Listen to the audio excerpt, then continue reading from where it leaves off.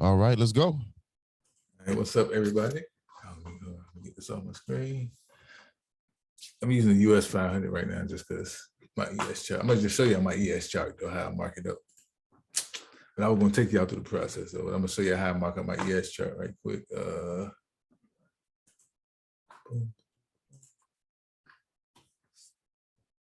So I think I showed you this last time that I pretty much get my midnight open, my New York open, which is midnight is 0 hours. So if you look at Friday, that's what I picked up right here. Friday. So the opening price on Friday was 37.5225. I get my overnight high, which is up until 8:30. And I think it's the hour candle, so it's right on 8 o'clock. So it rolled into 8:30. So that was an overnight high, it was 37.70. I mean, 37.70.50. And got your overnight low, which we had a tight range last night, or the night before last, which is 37.32.25 on the dot. And if you see these, right here, I showed you that last time. This the fibs I use. I just use an auto retracement, but I just added in my own settings, so it calculates the swing lows and the swing highs for me, just at the 50%. 50% rate, like I got 0, 1, 0, 1.5 right here. So that's all that calculates for me right there. So Jay, is that an indicator that you're using that plots that like that? This right here. It's just auto retracement, but I only use the 0, 0.5, and the 1. That's the only one I use. But it plots the swing lows and swing highs for you. So what's the name of the indicator? Auto retracement one up here. Auto retracement. Yeah, hold on. My bad. Actually, I changed the name of it, but it's auto Fibonacci or something like that. Might be. Auto Fibonacci. Yeah, I changed the name of them because I go ahead and tweak them. Oh, you can change the name too? Oh, you get my board to tweak them, yeah. Oh, so that's something that we would have access to put on our chart. I mean, I can share. I can share it. Yeah. Okay. So, but yeah, it's just tweaked to a certain extent. So, let's see how I got certain zones I'm looking to buy price in. If it's above, like let's say we in this swing right here, and we come back up in here. Well, once we get down here and we figure out that's the swing low or the pivot low or whatever, then that's pretty much when price should be at a nice cheap rate to get it based off that swing on the 1 hour when you intraday trading. And this imbalance right here is how I figured that we was gonna go lower, because this left us imbalance. What was this? On the 6th? Yeah, on the 6th. Had that one candle right there.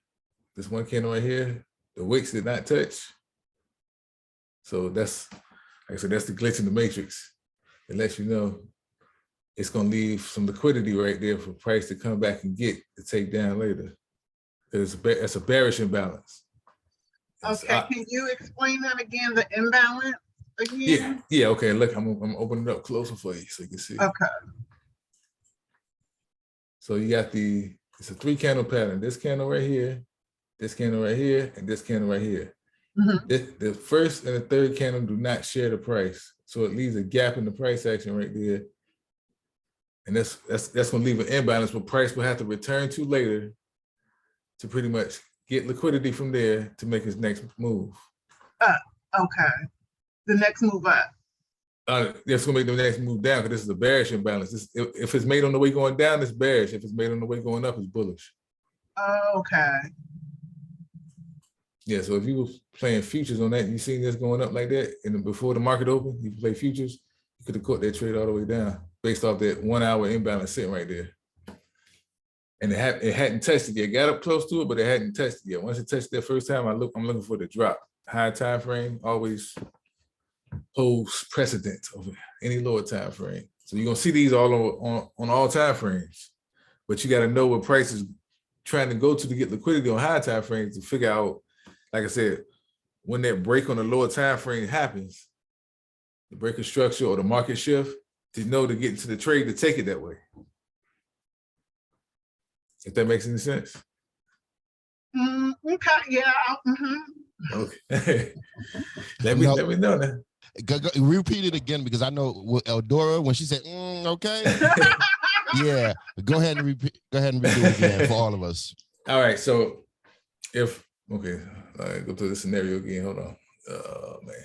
So let's say this, like I said, this made this imbalance overnight, which it did make it intraday pretty much. But let's just say it made it overnight.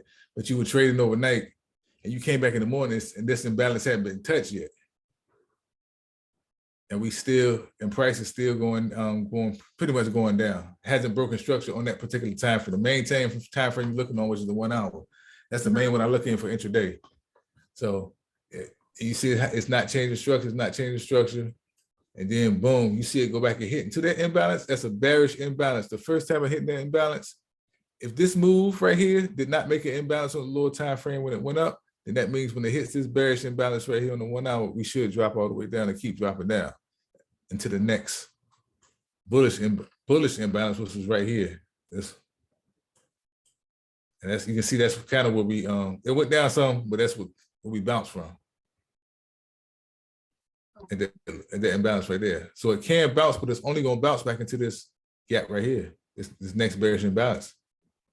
Okay, like in the middle of that huge bearish candle, right? Yeah. So it should go up, come right back down. This is how when I be saying re-entry points. That's how I spot re-entry points. And you just and once it goes up here, I just go down to a lower time frame, the 15, the 5, or the 1, and wait till it gets up here and start to break structure there. That's when you know to get into the trade for the put. Okay. Hold on. So let me ask, right? Sorry. Okay, so you say you look at the first candle and the third candle, and that's where you find the imbalance, correct?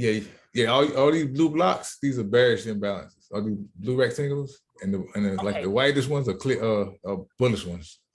Now is that an indicator?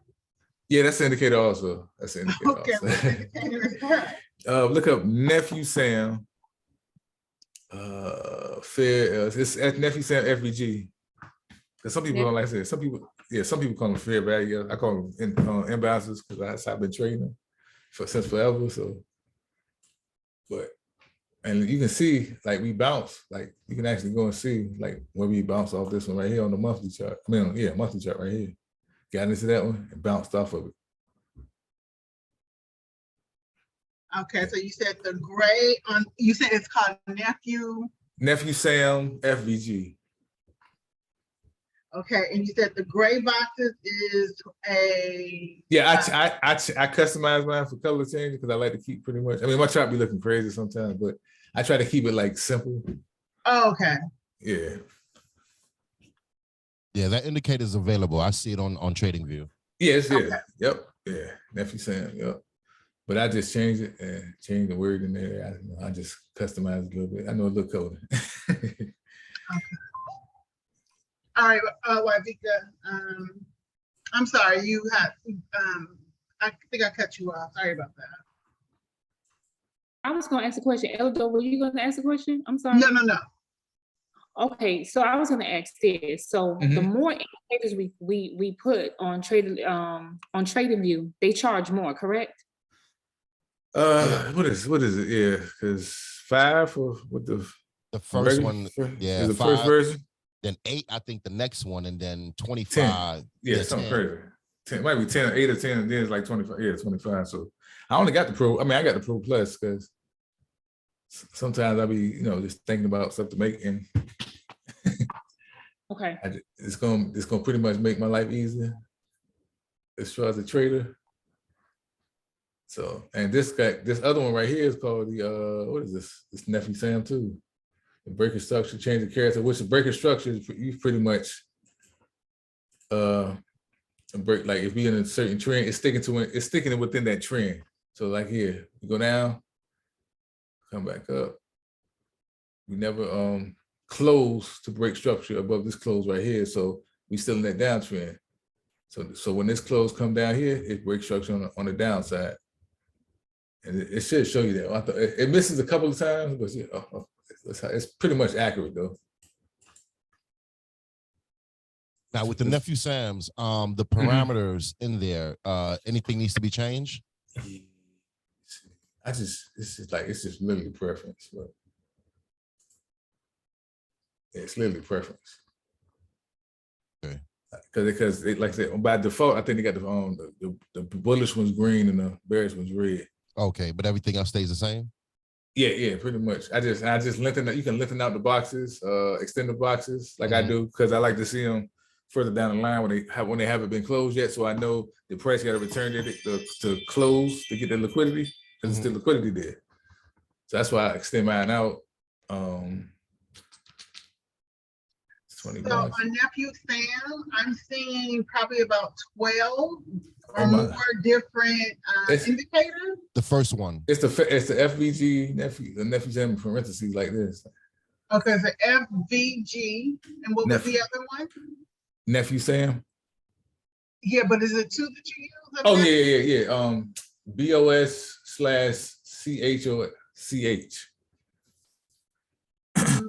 So that's pretty much stands for breaker structure, change of character. Which pretty much breaker structure, market shift, structure shift is a change of character pretty much. So that's the only time you're gonna see a change of character if we going into a trend. Let me see if I can find one up here. A little time frame.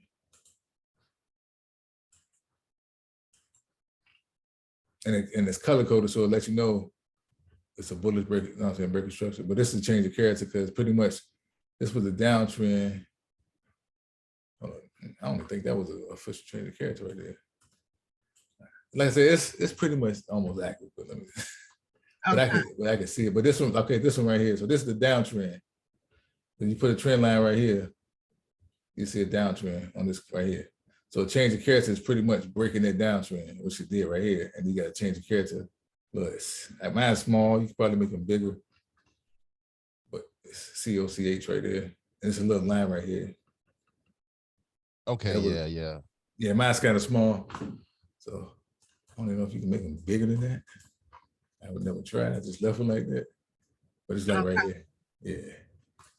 And it broke, changed character, came back down, it left that high right there. This closed above that's high, so that's a breaker structure. So you can literally take that for a scalp. This is how I scalp too. That was one of my questions because I wrote down some questions and I was gonna say sometimes you'll say you'll give a level and then maybe sometime during the day you say all I'm doing is scalping, and I was like, well, what does your scalping look like? Yeah, that's exactly what my scalping look like. I wait till but when I'm scalping, I try to wait till it get to close to a gamma level, so I can get like at least a 10, 15 point move, something like that. So you know, like Friday night, I mean, you don't catch these on major news events days, but it's not an everyday thing. But you can catch about 20, 25 points on any given day for SPX. Sometimes 30. But it moves on average. That's just in one trade. It's gonna move again the same distance in another trade though. But you gotta be patient enough to wait for the setup. Right. And like I said, I got my the other indicators I talked about last time, the open, high, low, close indicators. That's pretty much like, the open for the day, the low for the day, the high, and the low and the close. Yep. Open, high, low, close. And the only ones I use are the daily and the weekly. Because I can pretty much spot the month.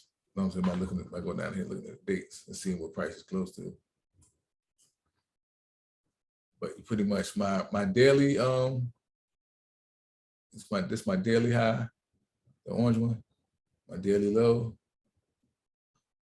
Then I got my daily close, which is the blue one. It's like the blue dotted one. And I got, what's the other one I got? The weekly. Yeah, I think we're going above the weekly. So my weekly is going to be longer because we shorter time frame. But it's my weekly. My high is the yellow line. My low is the teal line. And this is my weekly close right here. It's white dotted line. And the indicators are plotting those for you automatically, or are you actually? Oh, Yeah. I try to get stuff to do stuff automatically, so I don't take too long. oh wow, nice. Yes.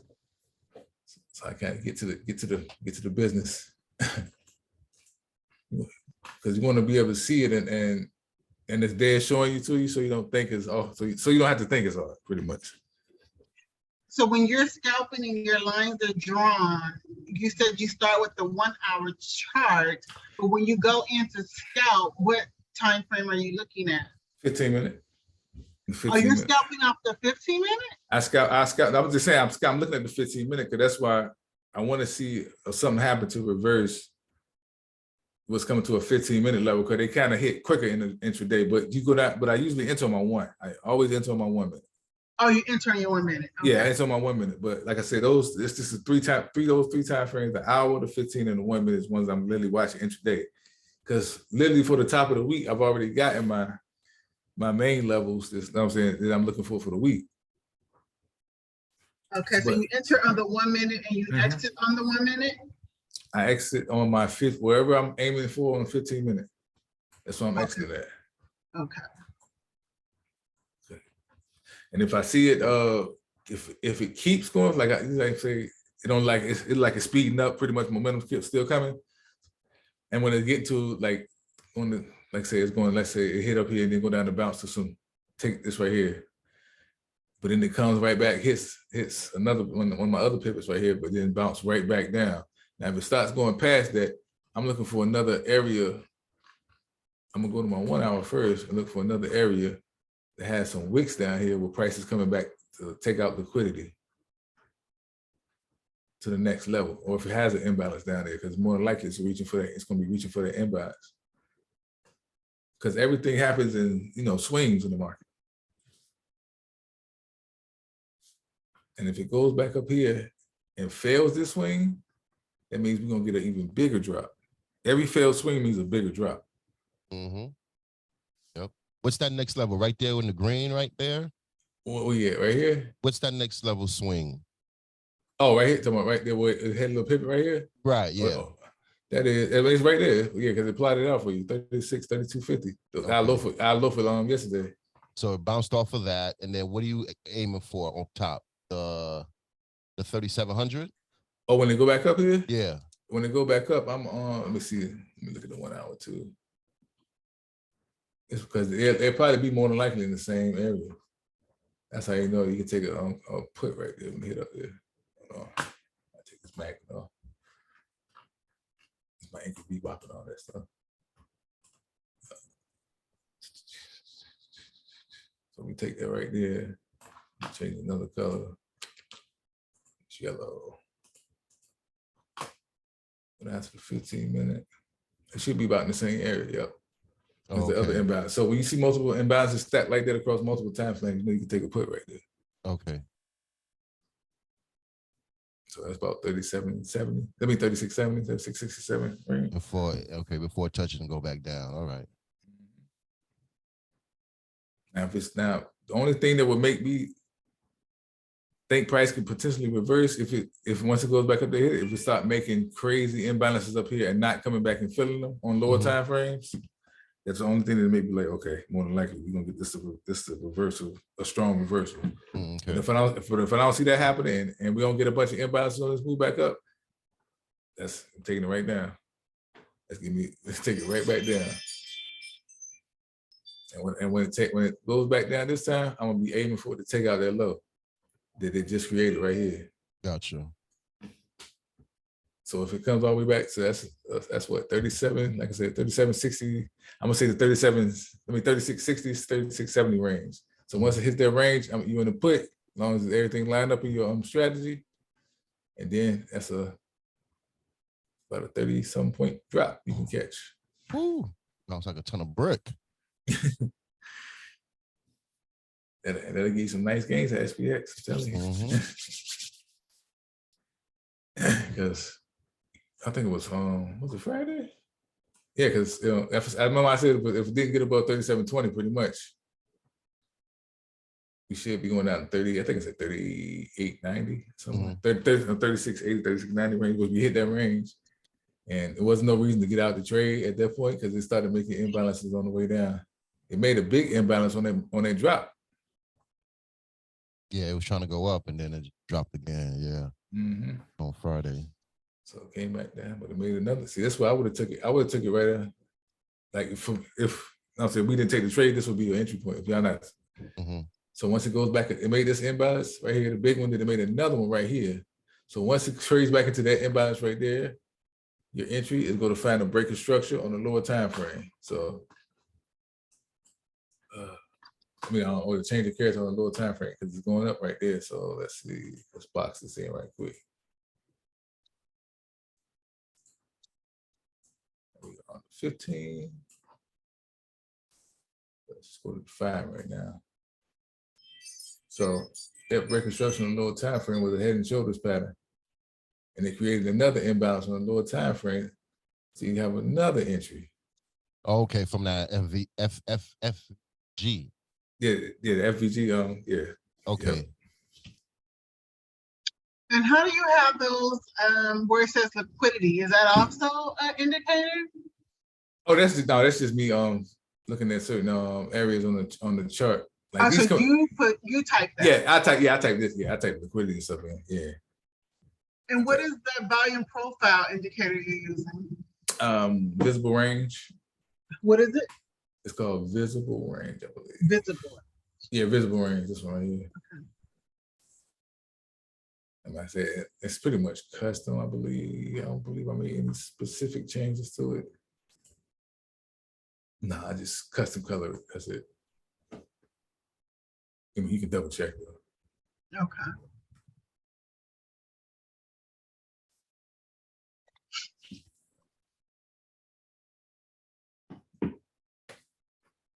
Jess, I know you're looking. You got any questions? No, I'm just listening. You getting it? You picking up some of it? Yeah, I'm listening. Making sure it makes sense now. Yeah. Vika, what about you? You good? Hold on, I'm on mute. I'm getting it. Okay, you getting it? That's what's I just gotta watch the video a couple more times, but I'm getting it. Yeah, because I'm telling you, I don't trade unless my scenario plays out. Like the scenario has to play out for me to take that trade. So just patience. That's all it is, patience.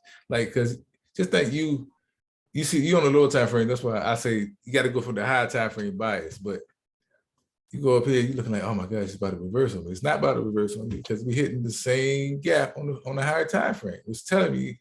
And it's 1 on that 15 and an hour. So you know we going down. And if not, like I said, if it didn't make no crazy bullish imbalances, back to back, and it didn't take them out, then you know it's coming back down nonstop. You can catch you a nice little decent move. Buy your dollar contract and sell it for 7. And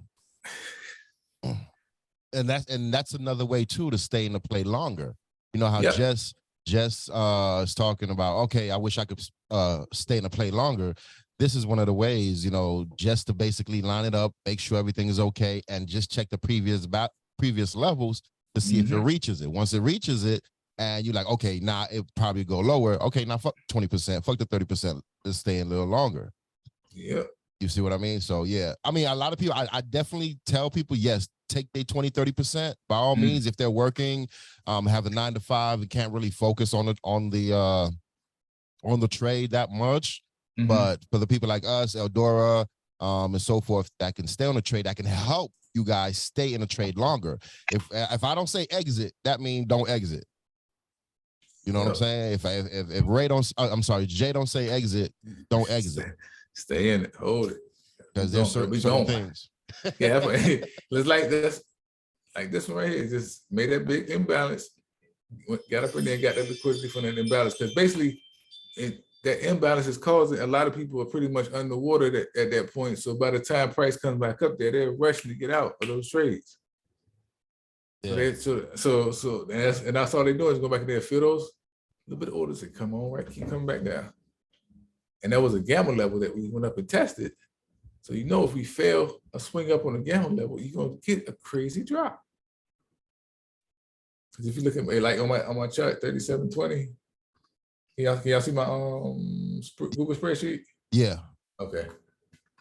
So 3720, major, a lot of gamma right here. So if we And you said the red and green doesn't mean anything. doesn't mean anything. Just look at this. Let's look at how long these lines right here, the ones that stick out the furthest. Okay. That's gonna be your best levels to take trades from. Once they reject or if we keep going past it. Like if we were to break over, if we would have broke over 3820, I think it was, yeah, right here. Yeah, we could have ran to like 3920. I mean, we would have hit something right here, but we could have ran like 3920. Based off the momentum, because that was like a volatility trigger when you look at the option chain. And you update this daily. Yes, ma'am. Updated daily. Yes, ma'am. Okay. And when it's I was following it. I like it a lot, and I was actually looking at it. I think the one from Friday, and I was like, we about to run out of numbers because we about to go lower than what's on this screenshot. I'll make it a little bit wider this week. No, it couldn't pass it, but I was like, we get close. It dropped so fast, so far, so fast. Yeah. You know, Yeah, price was going crazy, and yeah. And like I said, if I would have noticed that imbalance on the 1 hour, then I would have been. Other than that, I would have been bullish a little bit. But nah, I said nah. He left that little gap right there. So once it touched it, this will be the first time it touched it. It got to come back down. And that was a gamma level to hit also, 3770. If you go into the chart, go ahead, 3770. Yeah. And it broke down. Mm-hmm. And like I said, remember I think I said it one time this week, it's no gamma, but it's really no gamma between 3680 and 3720. So that's why I ran that quick through that level. Mm. And that's a good trade right there. Every time it does it. Every time.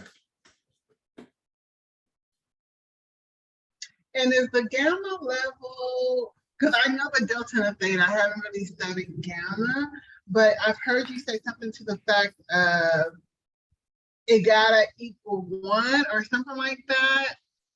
For me? Or what? Yeah, like what is it like? What is it showing me when you say gamma level? Because I know gamma to be. Oh, gamma is pretty much the amount of options penetrated on one strike price, pretty much, and it's moved based off what's called dealer hedging. So when price gets to a certain gamma level, if it's negative gamma, positive gamma, too much, if it's a certain amount of gamma at that point, the dealers are going to have to hedge their positions to move price a certain way. Because they got to stay delta neutral. That's probably what you heard me talking about last time. Yes, delta neutral. Yes. So if they deltas get too high, they're going to take profit at that point. But it's pretty much great in the money. You know what I'm saying? And they don't want their deltas to get too low, so they're going to end up selling and end up the dealers will have to pretty much go against them. So yeah. So, and that's on Trading Ticks, right? You can find that on Trading Ticks. Yeah, you can find it on Trading Ticks. Yeah, you got a nice little video about it, talking about it.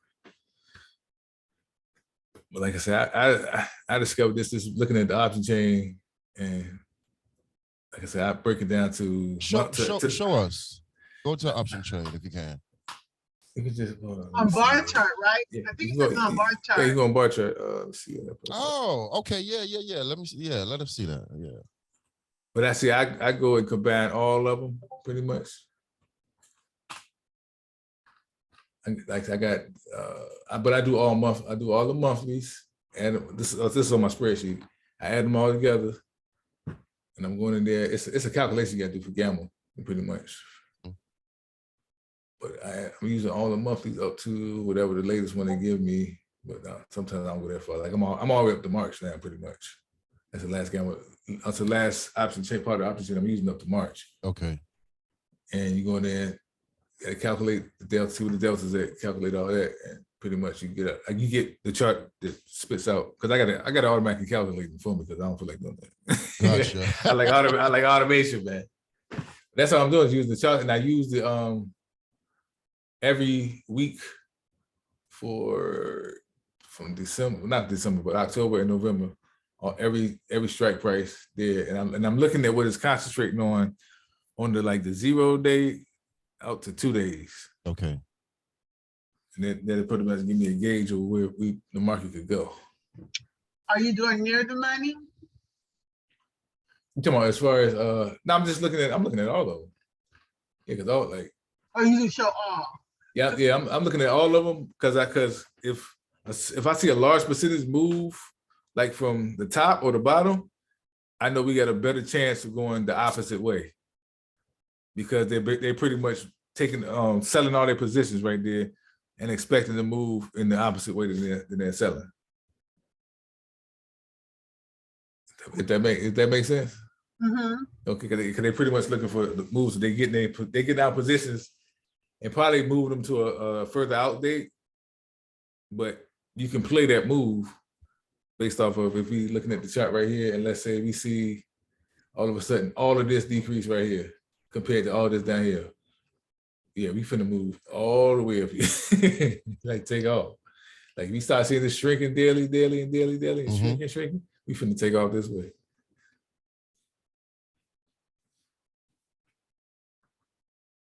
Boy, it's like when if we ever get down to 34, 35, 20, you see how far that level sticks out? Yeah. But yeah, so when we get past there, you gonna expect a big drop. Shit. 33.70, huh? It should go right to 30. From 35.20, it should go right to 34.70. And if we lose that, boom, boom, boom, we might as well just keep going. Mm-hmm. Of course, you're gonna have some little stops right here and right here, but it goes in there, rejects, take puts. It goes in there, rejects, look for them imbalances to form. That's what you make your move. If it's doing the opposite way, you're doing the same thing.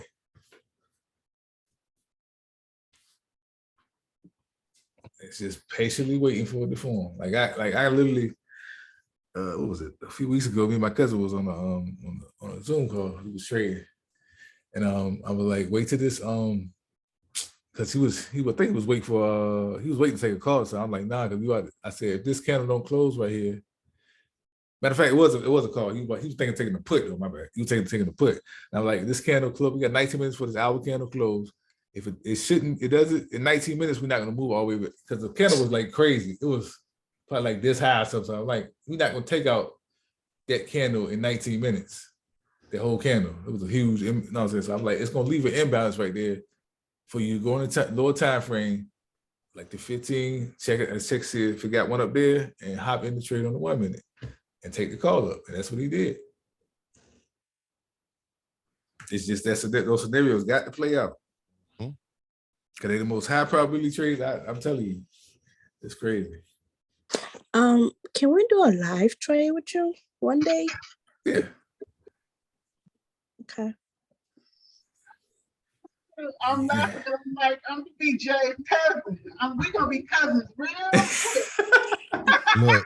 Look, the way Eldora is gonna close that room door, her husband, nobody better not say nothing to that day.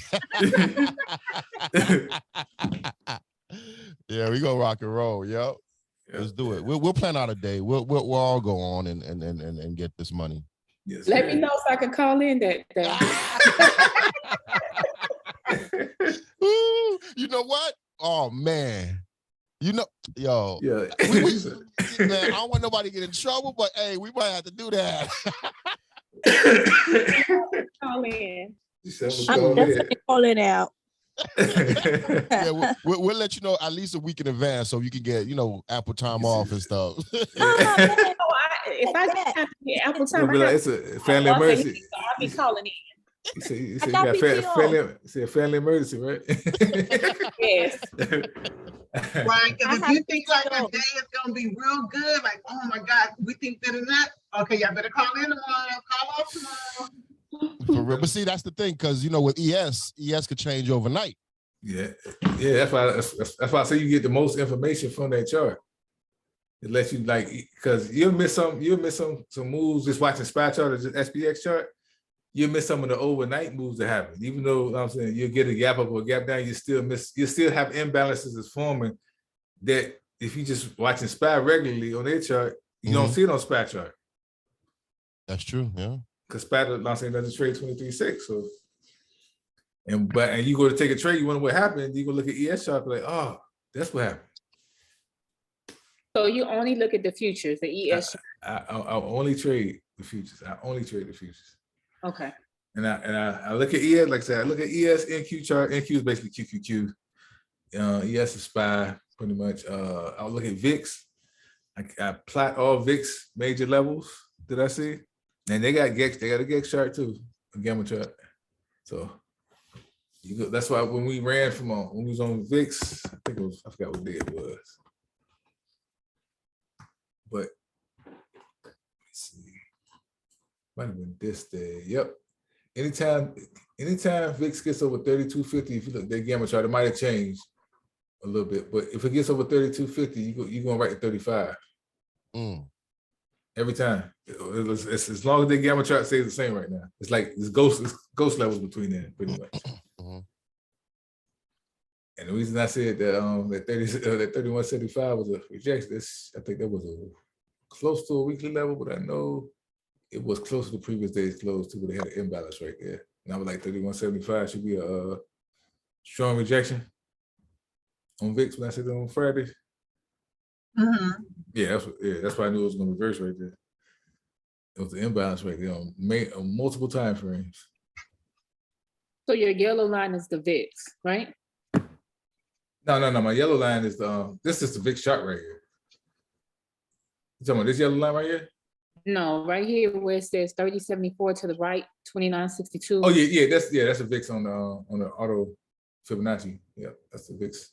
Okay. That was the swings it put in, but it took it out, taking it out. So and it headed right up to that imbalance on that 1 hour, which I was aiming for. Oh man, I just couldn't take all the trades. Kids owe me some money.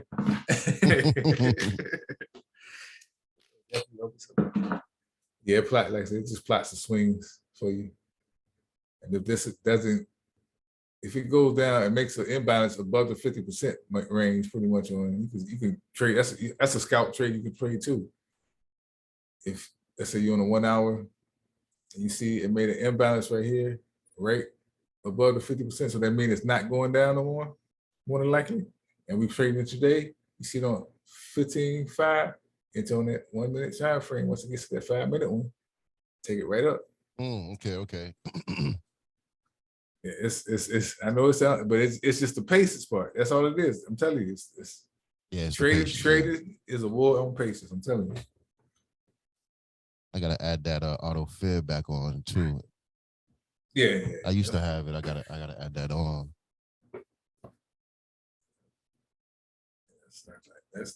That's literally, and you see, you can pretty much see why those type of patterns, that's a double bottom. You can see why that type of pattern is forming. So it starts to make sense to you. Yep, I see it. So if you get a close over top of this neckline right here on the double bottom, that's pretty much supposed to be a bearish indicator. I mean, bullish indicator. But you get an imbalance right there, so oh shoot, I can take it from right here. Yep, and it line up too, right there from the top of that W.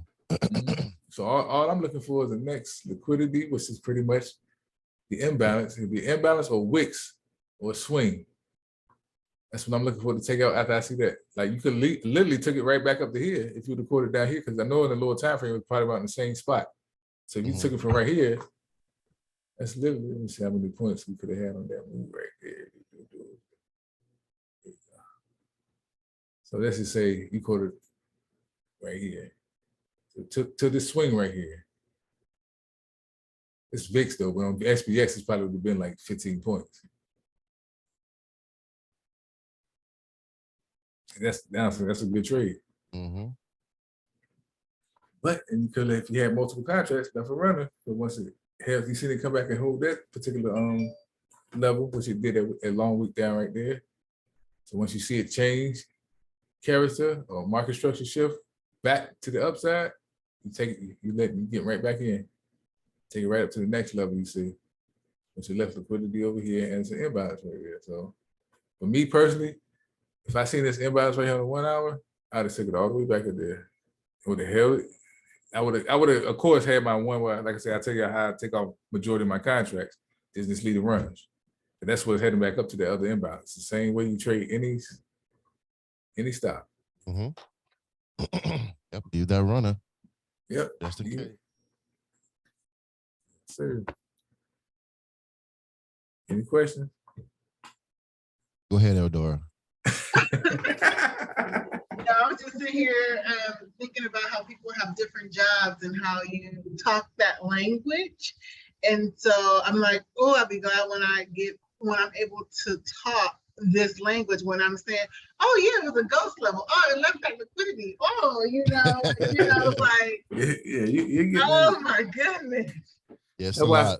Yeah, it's a lot, but like I say, it's just back testing. I done back tested this stuff so much. Like I say, I trade futures too, so sometimes I catch the move, like the moves be happening before the market open. They be teasing people with. So do you get into trades at Bell at 6:30? Well, no, 9:30 your time. If I see, yeah, I remember I told you if I see it the setup there, I'm gonna get into the trade. Right. Okay. Now I know they tell you not to get, but it's gonna be if the setup is there and it's literally throwing itself at you. Take this money. I got to take this money. I can't just leave it like that. I got to, because I done jumped into a few trades with, you know what I'm saying, it happened, you know what I'm saying, right at the open, because I seen what was playing out. And I grabbed as many. I remember one time I grabbed with my cousin, we traded one day. I grabbed like 30 contracts. Oh my. 30 SPX contracts for $1. Nice. And then got 50% off that. Took my off that 50%, and it kept going up. What? Yeah, so I think I ended up getting out of that trade because I had 30 contracts, sold 20. Then when they hit 50% mark, 50% mark, sold 20. When they hit the 77% mark in that range, I sold like another 8 and just left 2 runners in it. Those 2 runners end up getting up to like 245% or something like that. It's crazy. Yeah, you got to be quick though, because SPX, boy. Whew. I mean, I sat through a pullback because I knew it was a re-entry pullback, pretty much. Yeah, so I sat through a pullback. I could have got some more contracts, but I wanted to keep this. Do you only play 0 DTE? Sometimes I play 1 DT, but it's mostly 0 DT though. It's mostly 0 DT. Unless I'm swinging, then I'll say if I'm swinging, I'm grabbing like a Friday expiration or something. And if SPX too expensive, I grab SPY.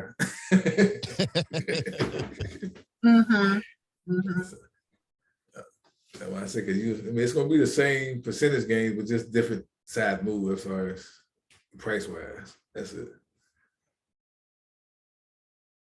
Yep. But you'll be able to grab, like, sometimes SPY contract be dirt cheap sometimes. So. But at the end of the day, I done caught a lot of SPX move like between 345. It's very, very risky, but it can be very rewarding. So I don't advise people to do it unless you got like a lot of house money to play with. I done literally caught a run for like 25-cent contracts to like $7 contracts. What? Yeah, on SPX. Wow. Yeah, me and my cousin and a few of my other friends was on Zoom call one time. We literally watched one. We didn't get it. I don't know why we didn't get this trade. We just watched it though. Like we went in there trade, and that thing went from 55 cents to $30 by the end of close on SPX in 40 minutes. Jeez. $55 to $30. Crazy. Wow. Like, why? I was like, why didn't we hop in? Yeah, but we was just sitting there chilling. Cause we were just going over some stuff, and I was just showing them like, but yeah, I caught some crazy end of the day run ups, which, like I said, they literally would take. I would not market that, like I said, what I was talking about earlier. I would not mark it in at the beginning of the day or mark it out at the end of the day because you're gonna get the worst feels. Wait, say that again. I say I would not mark it in at the beginning of the day or mark it out at the end of the day because they're gonna give you the worst feels. Oh, market. Okay, yeah. Yeah, so let's say you got the end of the day trade and you up like 400% on your trade and you go to mark it out and you only mark it out like 30%. Like that literally could happen. Yeah. So just get a, you know what I'm saying, go to it, look at the when you're going to limit out, just look at a decent area, you know what I'm saying, and more than likely it's gonna take. It's pretty much I'm gonna put in my dollar amount. I don't let them give me a dollar amount. yeah, that's what I do. Mm-hmm. Get in and get out. Boom, boom.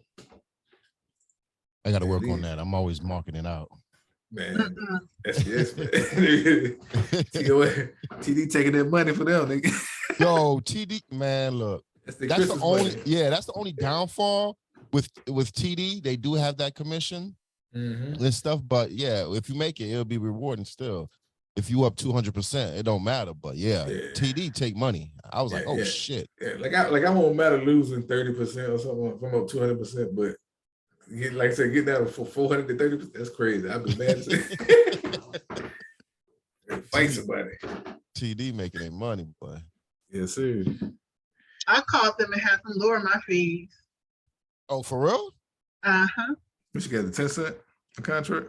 No. I think when I started it was 60-something. 65. It's 65 now. And they lowered it. I mean, it's not much, but they lowered it to 50. So I was like, can you guys lower the fees? Because somebody said they'll if you ask, they will drop it, especially if you're trading a lot. They'll drop it. Oh, word? I'm calling their ass tomorrow. I need 10 cents. Yeah, but Webull good too. I like Webull too. Yeah, Webull good. Yeah. I just got to build that account up, my Webull account. We're gonna build it up. Don't worry. For me, it's just gonna be practicing, hands-on practice. To me, practice makes perfect. I think I won't fully understand it until I start. Practice. And I have to do. For me, it's baby steps like the gamma chart. I think I've kind of perfected that to where it's like, okay, I understand this and I'm able to read the levels. So for me, it's just going to be piece by piece until I get it. I'm gonna tell you that I use the gamma. Like I said, I look at the gamma chart first. The chart, I look at the chart last. That's my confirmation where I'm looking the entry at. That's it. Yeah. Keep posting that gamma level. Yeah, that thing been working for me for nice. I said pay for my house, my rental properties, all that. So we good with me. But you have to update it every day though. Like, wow. I mean how long does it take? Don't take. It's like a copy and paste. That's it. Quick copy and pasting. Because I want to I gotta get somebody to do a Python script for me, but yeah, if I get a Python script, then it do it automatically. So all I gotta do is just basically drop the CSV file in there. So would you say like the Webull is better or TOS is better? I mean, I like both of them, but that's just me personally. Webull had a lot more better features than over the last couple months. And they've been adding a lot of crazy features up there. Yeah, they've been upgrading crazy. The thing I like with TOS, you get a better feel. Yeah, you do. Yeah, I'm about to say that. You get a better feel in your contracts and so forth versus Webull. Webull might take a couple of seconds, and then those couple of seconds right there, you missing like $40-$50. Yep. Oh, okay, gotcha. You know what I'm saying? But the reason why they're so fast because they charging the commission. So they got the program, they got everything, the algorithm for you to feel faster. That's why I switched 2 weeks ago, because I figured out, oh shit, TD getting faster fills versus Webull, but you pay for it. Yep. For the convenience. Yeah, you pay for it. Yeah, and trade plus trading SPX, you like I said, you don't really got to trade as many contracts if you're gonna trade with SPY too. So you can trade 2 contracts, 1 contract, you good. Oh yeah. We could make 200 a day with SPX. Yeah. All it takes is a nice little 15. Something. It all depends. Like I say, if it's the beginning of the day, end of the day, it's gonna happen faster because the volume. So, but you still, you know what I'm saying, 10, 15 point move, you still can make $200-300. Oh yeah, and go back to bed. Yeah. I know would love that. What? Yes.